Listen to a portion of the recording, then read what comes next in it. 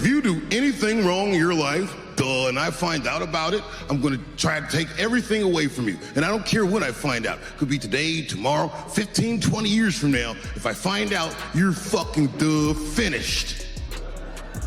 Who's that? That's you. So I did not want to go back and forth with Katt Williams like that. That bothered me so bad. That really bothered me. It was a setup. Right. And remember, they tried to kill me this same weekend. Not in jokes. With a real gun in my real face on real camera. Understand I'm losing my life. The exclusive security video from the Atlanta Comedy Theater in Gwinnett County. You can see Wanda Smith and her husband by the front door. The drama storm surrounding Katt Williams is already well known to anyone who has spent any time on social media this week. I do a really nice broccoli. They like my broccoli and they love my baked chicken. Hey, right now, look up your phone and see what it takes to make broccoli. And tell me he doesn't say heat up water. That's the only step in broccoli, heat up water. Simmer. Have you ever heard of burned broccoli? Can you burn broccoli? Suddenly, one of his most notorious videos from years ago reappeared. The iconic Rose session featured the late Wanda Smith, a radio personality from Atlanta. All of a sudden, people are behaving as if it were yesterday, asserting that he ruined Wanda's career and never expressed regret. A whole new generation of admirers and even some of Katt's former detractors are joining pitchforks in calling for his cancellation. Others are defending him in the meantime, claiming that it was just vintage Katt Williams doing what he always does, which is to turn a horrible situation into a comedy clinic. Let's go back in time for those who might have missed it. That's why I don't be coming out doing comedy all the time, because y'all niggas is the worst motherfuckers I've ever tried to entertain in my fucking... This was no arbitrary point in Katt's career. It was September of 2018. I shouldn't have, honestly.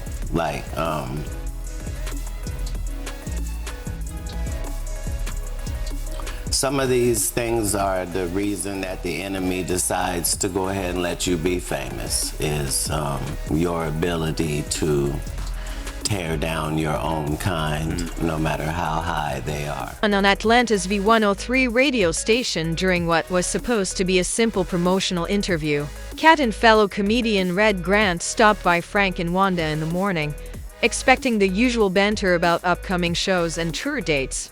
But instead, those 20 minutes turned into one of the most viral radio moments in history. It might be the noblest of professions.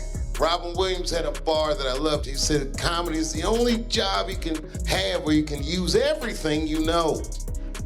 And that's true. You can use more than you know. If you use what you think, use it. Don't be afraid. Don't let these bitch-ass niggas button your lip. Say it anyway. Accumulating millions of views. It became one of Katt's most talked about fights ever, and that identical moment has now haunted him years later. The exchange began innocuously enough. For a while, they talked and joked, and everything appeared to be going according to plan. Katt immediately changed the subject and mentioned Tiffany Haddish, who was being anointed Hollywood's newest comedy queen and had recently signed a large Netflix contract. Never one to hold back, Katt brought up a subject he believed most people were overlooking, that despite her notoriety, Tiffany had never truly composed her own songs or traveled for an authentic stand-up show. Because she was appealing to mainstream white audiences, he believed that she was a manufactured star selected by the higher-ups. This went beyond Katt's animosity against another comic. He emphasized what he perceived to be a more significant problem by using Tiffany's accent. While Hollywood supported someone who fit a specific stereotype, black female comedians with decades of experience, such as Lul, Miss Laura, and Melanie Camarco, had been totally ignored. Furthermore, Tiffany wasn't getting credit for her work, in Katt's opinion. However, She was relevant to a white audience due to her fair skin. Wherever you at under the sound of my Because she's voice, real. do you have a real co-worker? Right. Do you have a ratchet friend? Do you have a sister? Do you have a cousin? Do you have a nephew? Do you have a niece? Is they so ghetto? When did that become marketable? Knock it off. They like her because she want to sleep with a white man. That's why the only thing she said was, I want to give it to Brad Pitt. The only thing before that in the movie with me is I slept with this white man and I got a white baby. She had a white husband for the 14 years she been doing comedy, and then all of a sudden divorced him, then said he abused her, then wrote a book, then said he didn't, and then now we're at Brad Pitt. So hey, you can say whatever you want. She said she got a disease for JJ. Don't nobody check for that. I support Linnell, Melanie Camacho, Miss Laura, all the people that got skipped over in the list between now and then. It's no shade to nobody. Yeah, We are in the only business where, as a black woman, what you look like is not supposed to be held against you. And time again, they show you that you can be sidetracked by anything light skin. And relying on tales of dating white males all the time. Wanda jumped in at that point. She refused to accept. Do you cook for your kids? Absolutely. Tell me some of the things you cook that they are proud of. Like, Dad made some. You got the best spaghetti. You got the best steak. What do you have? They'll Say, what do answer they it. like? Just because you're a poor interviewer doesn't mean. You answer the question and just tell me. Man, you're a what they strong like. black woman. Is it Answer okay the for me to question. answer? Come on. You keep interrupting the answer. Everyone can hear it. It sounds like you like me a little bit. It's starting to bleed over the airwaves. In defense of Tiffany, Wanda, who had established herself as a tough, no-nonsense voice on Atlanta radio, claimed that Tiffany's popularity was due to her authenticity. Now, if you are familiar with Katt Williams, 3 boys. Excellent. Yes, I do. Aren't boys simple? Aren't boys simple? They can be. They can be. Wanda knows she I'm what? didn't do as much cooking in the latter years as she did in the beginning. Whatever. I cook. I do it all. I didn't say that you Well, didn't. that's right. I did it in the beginning and the middle and the end. What's your favorite thing to cook? Your boys, yeah. They like for me to. I do a really nice broccoli. They like my broccoli and they love my baked chicken. Hey, they right now, love- look up your phone and see what it takes to make broccoli, and tell me he doesn't say heat up water. he doesn't tolerate remarks like that, you know. He intensified, dissecting his case with ruthless accuracy. He went so far as to enumerate Tiffany's professional movements, including her romances and her appearances in books and movies. And he made the case that she was being compensated not for her comedic skills, but rather because she was a good fit for Hollywood. Good at telling us about what's going on in jail. Yes, ma'am, and getting out to tell. Conversation viewer 3. Your hair is kind of. That joint was. My hair is 19 inches long and I have no perm. You don't.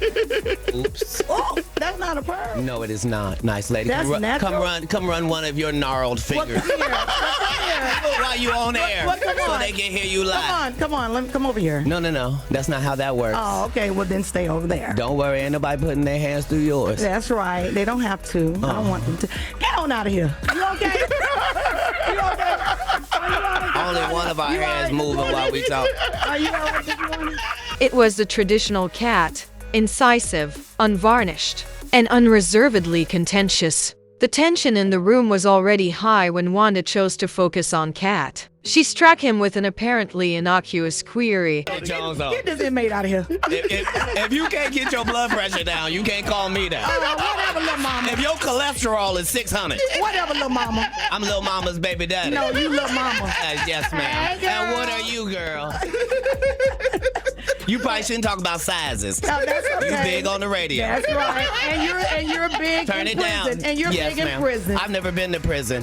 You have 19 several felonies, times. no convictions. Yeah, Knock it off. Prison and jail aren't the same. No. Okay. Could he provide food for his children? Although it sounded playful and lighthearted, Katt interpreted it as a dig. One of the most brutal clashes in live radio history ensued. Wanda inquired about his children's favorite foods, anticipating a joke about burgers or pancakes. Rather, Katt retorted that he didn't have to provide subpar responses because she wasn't a good interviewer. The broccoli line followed. The cat destroyed the broccoli after Wanda boasted about cooking it. Examine your phone now and look up how to prepare broccoli on Google. It's one step, he said. Warm up the water. Cooking isn't that. Warming up vegetables is what that is. One vegetable at a time, he continued to undermine her credibility by dragging her roasted chicken and making fun of the notion of scorched broccoli. It was vicious. It was amusing. Additionally, it was so vicious that the video went viral on the internet. Individuals weren't simply giggling over the jokes. They were astounded by how fast Katt changed the script and made fun of the interviewer. It was similar to witnessing a heavyweight boxer defeat a rival in the opening frame. It appeared as though they may pull it back in for a brief while.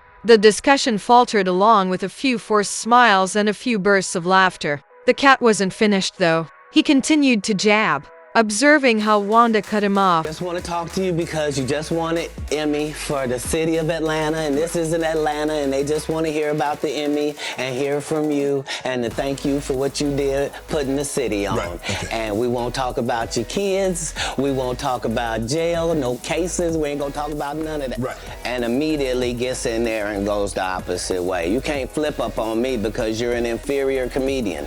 I'm going to destroy you, and I'm never going to call you out of your name. I'm never gonna say anything disrespectful to people that look like you.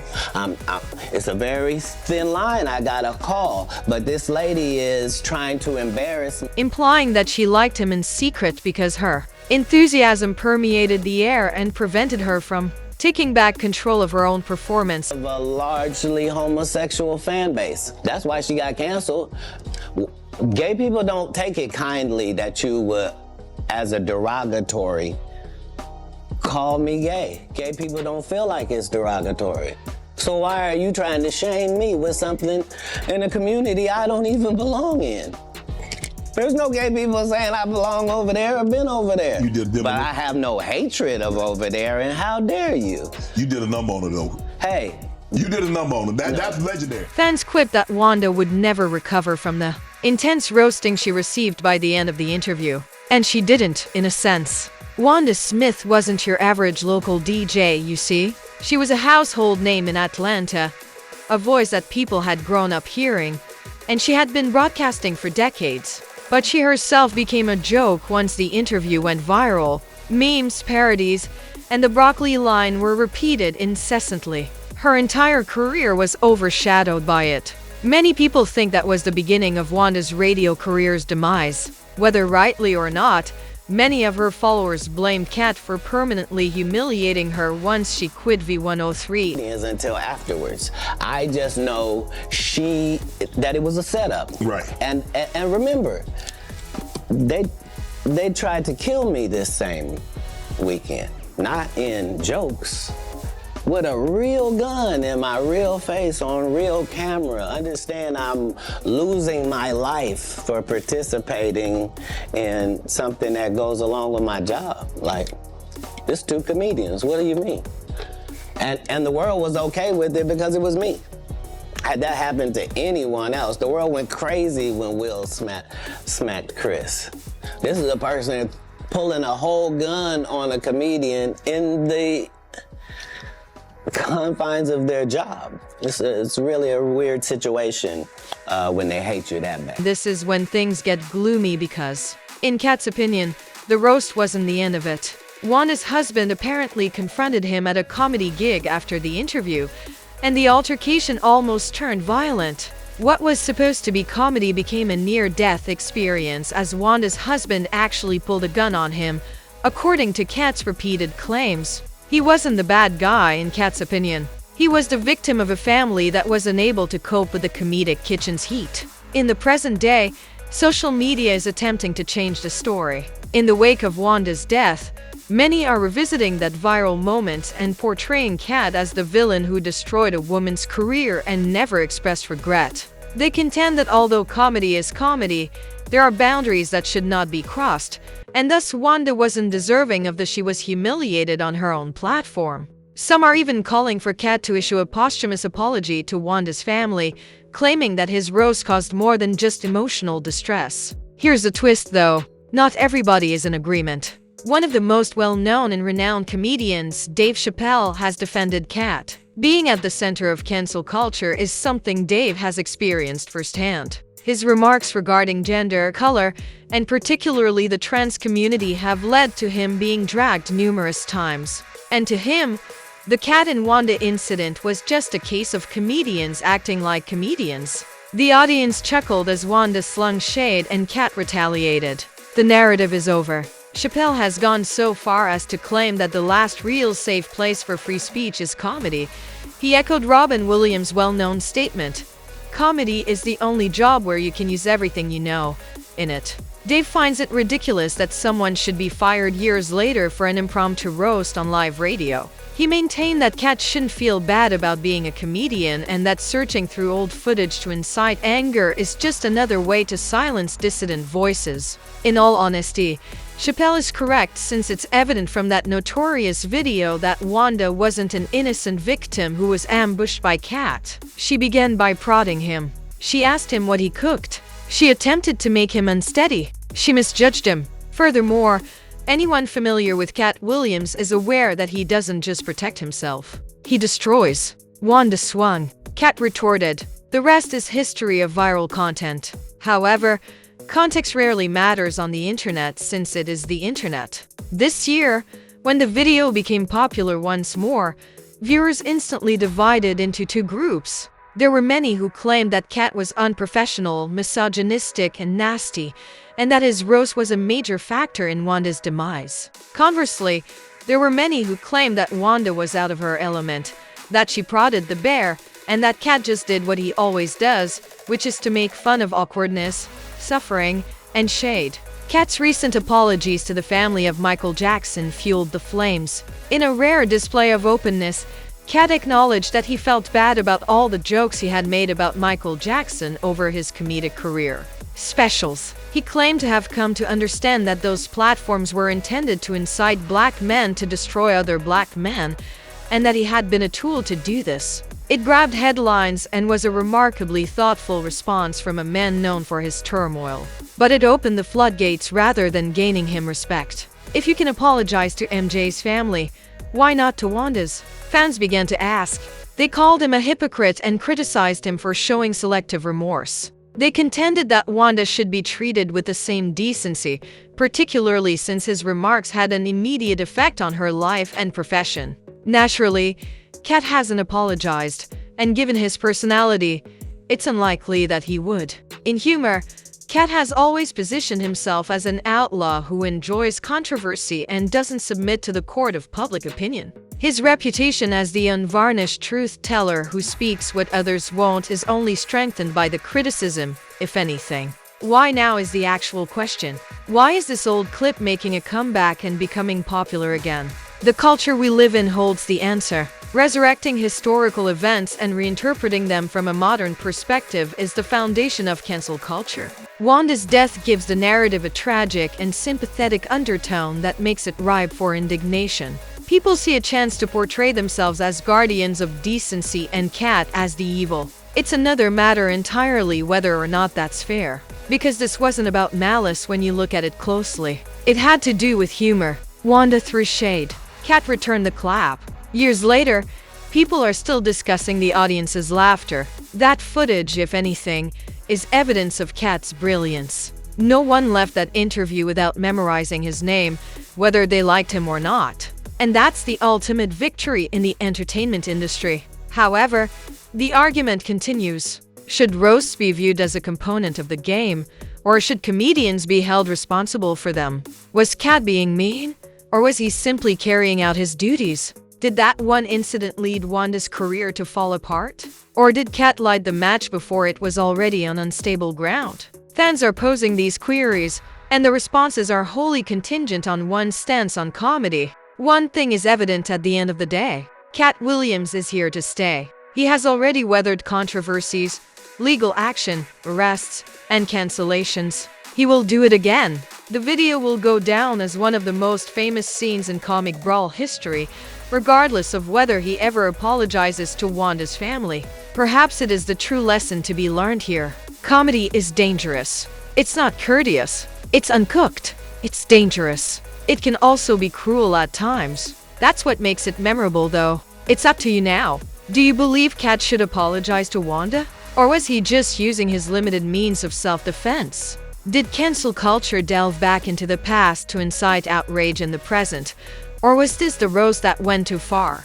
The broccoli will never taste the same again. That much is certain. The narrative had evolved beyond humor by the time the roast went viral. It dealt with violence, consequences, and what occurs when pride and comedy clash. Lamora Sir's Wanda's husband acknowledged chasing Katt outside the comedy club, but he maintained he never actually pulled a gun on him. According to the police report that was submitted in the days that followed, he explained that he simply dropped it as he was jogging. Isn't it a terrible accident? Wanda, however, had a different version of events. Only a few days later, she depicted Katt arriving at her workplace without permission with the express purpose of clowning her on her radio show. According to her, her husband was merely defending his wife, as all men would do. She wanted the audience to think that she was coerced into this feud rather than invited into it. Then, in their typical clumsy manner, TMZ doused the flames with gasoline.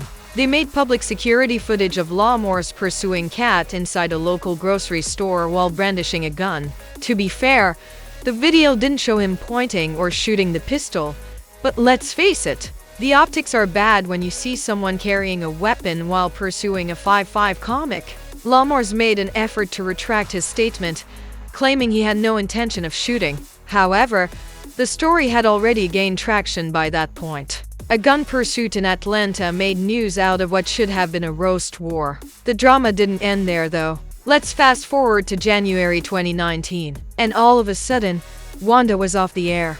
B103 Atlanta quietly dismissed her without providing a formal justification. Naturally, rumors spread like wildfire. The radio station didn't want the baggage of a host associated with a violent, viral incident, according to several fans, who clearly linked it to the Katt Williams scandal. Others cited her past remarks that were unpopular with Atlanta's large black LGBT population. Wanda had made offensive remarks about homosexual people over the air long before she and Katt got into a fight. And that was a recipe for career suicide in a city that is well known for its thriving LGBTQ+ culture. Wanda's career in mainstream radio never recovered, regardless of the truth. The same woman who had carved out a niche for herself in Atlanta media for decades was recognized less for being the target of Katt's viral takedown and more for her legacy. Katt, meanwhile, remained silent at least for a while. He remained silent after Wanda was fired,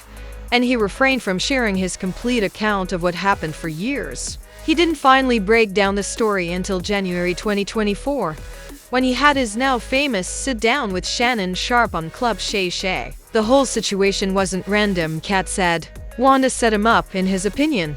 Before the interview even began, Wanda allegedly agreed not to inquire about his personal hardships, children, or legal issues. According to Katt, she informed him that there would be a celebration and a discussion about his recent Emmy win for Atlanta and how he had made the city famous. However, Wanda allegedly changed the course the moment he made contact with Tiffany Haddish, bringing up his children and previous jail sentence dialogue. And that was going too far for Katt. "You can't betray me because you're a poor comedian," he said. "You will be destroyed by me." He maintained that he never referred to her by name, used derogatory language, or made fun of her appearance. He simply expertly dismantled her. It wasn't personal to him. Respect was at issue. Additionally, Wanda violated the game's unwritten regulations. Katt didn't stop there, though. Additionally, he charged that Wanda had made a conscious effort to disgrace him in front of her predominantly gay fan base. He maintained that although Wanda believed that calling him gay would emasculate him, it actually had the opposite effect. "Gay people don't see it as derogatory," he stated. "So why are you trying to shame me with something that doesn't even apply to me?" That was the actual nail in Wanda's coffin, Katt said. That kind of shade wasn't only cruel in a place like Atlanta. It ended a career. Then the bombshell was dropped. It was a setup, according to Katt, not just shade. He maintained that Wanda's husband's use of force was a planned strategy to silence him rather than an impulsive act. not in jest, but with a real gun and my real face on a real camera, he told Shannon that they tried to kill me that weekend. As a comic, I was in danger of dying for my work. Consider that. When Will Smith slapped Chris Rock at the Oscars, we all went crazy. For months, that one incident dominated the news. However, the public hardly paid attention when Katt Williams claimed that someone had actually drawn a gun on him during a roast. Why? It was easy in Katt's thoughts. Since it was him, people didn't take the threat seriously since they were so accustomed to him being the wild card of comedy. The years continued to pass. Wanda's prominence diminished, while Katt continued to work hard, travel, and stir things up. Then, one day after her 58th birthday celebration in October 2024, Wanda Smith unexpectedly passed away. As condolences came in and Atlanta grieved, the internet once again pulled Katt into the discussion. This time, though, it had nothing to do with Tiffany Haddish or broccoli. It concerned quiet. Katt remained silent. No posts, no comments, no public condolences. And that quiet turned into a dispute in and of itself. Some praised him, claiming that he would have come out as hypocritical or false if he had spoken up. The least he could have done, according to others, was to acknowledge the death of a woman with whom he had such a public past. Here's the reality, though. We don't know if Katt made a private contact with Wanda's relatives. Additionally, considering their violent past together, perhaps he was honoring limits by being mute. Silence is never neutral in the chaotic world of social media, though. It is misrepresented, turned into a weapon, and used as evidence of guilt. All of a sudden, people were berating Katt on Twitter again, accusing him of ruining Wanda's life and urging him to issue an apology. At that point, Dave Chappelle's remarks became even more poignant, as the entire situation is a prime example of cancel culture consuming itself. Comedy is messy by definition. It's disrespectful. It is intended to push limits. Wanda's career was not undermined by Katt Williams, who infiltrated her life. It became viral after he replied to the shade with a sharper shade.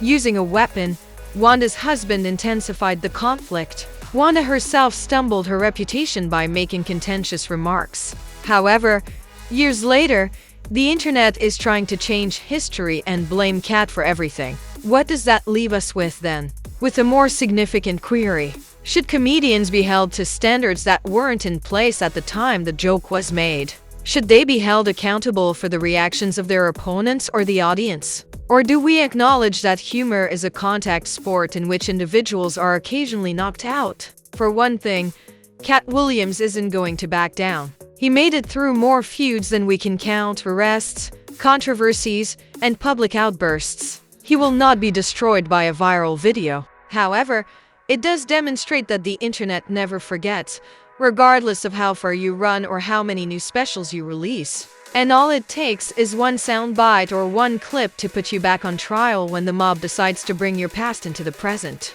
Let's just call it that. The story of Wanda Smith is complex. She cleared the path for others as a trailblazer in Atlanta radio, and her career ought to be renowned for multiple viral roasts. However, Katt Williams was defending himself with words more abrasive than blades, which is what he was designed to do. Depending on your point of view, that may be considered cruel or humorous. In any case, one fact is still true. Wanda has left. The cat is still present. Furthermore, the broccoli will always be a part of online history.